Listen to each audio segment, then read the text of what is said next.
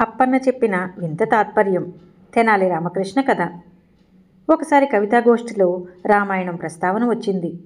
వాల్మీకి రచించిన ఆ మహాకావ్యం గొప్పతనాన్ని, మాధుర్యాన్ని వర్ణిస్తూ అల్లసాని పెద్దన్నగారు రామాయణంలోని ప్రతి శ్లోకం రసరమ్యభరితం, ప్రతి శ్లోకంలోనూ అద్భుతమైన అంతరార్థం ఇమిడి ఉంటుంది ప్రభు. అందరూ ఆ అంతరార్థాన్ని గ్రహించలేరు. ఉదాహరణకి ఈ శ్లోకం గమనించండి అంటూ శ్లోకాన్ని చెప్పారు. జితం భగవతా తేన హరిణా లోకధారిణా అజేన విశ్వరూపేణ నిర్గుణేన గుణాత్మనా అని పలికి, ఈ శ్లోకానికి సరైన అర్థం అందరూ చెప్పలేరు అన్నారు పెద్దన్నగారు. అప్పలాచారులు చొప్పున లేచి, ఈ మాత్రం దానికి అర్థం చెప్పడం బ్రహ్మ విద్య, చెప్తా వినండి అని ఇలా వివరించాడు.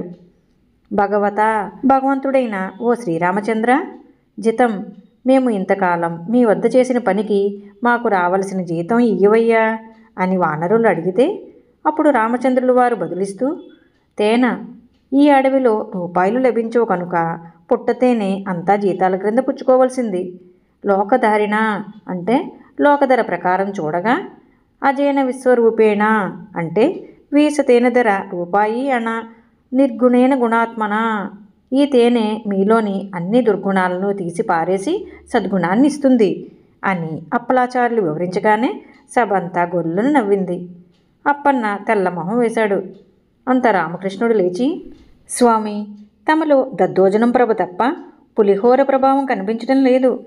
ఆ శ్లోకానికి అంతరార్థం ఏమిటంటే, భగవంతుడు పుట్టుక లేనివాడు, విశ్వరూపుడు, నిర్గుణుడు, లోకరక్షకుడు, త్రిగుణ ప్రధానుడు, నారాయణుడైన రాముల వారి చేత వారు అంటే రావణాది రాక్షసులు జయింపబడ్డారు అని అర్థం అని చెప్పగానే సభంతా కరతాళ దొండలతో దద్దరిల్లిపోయింది. ఈ కథ మీకు నచ్చినట్లయితే లైక్ చేయండి, షేర్ చేయండి. మరిన్ని మంచి కథల కోసం మా సంపత్ ఛానల్ని సబ్స్క్రైబ్ చేసుకోండి.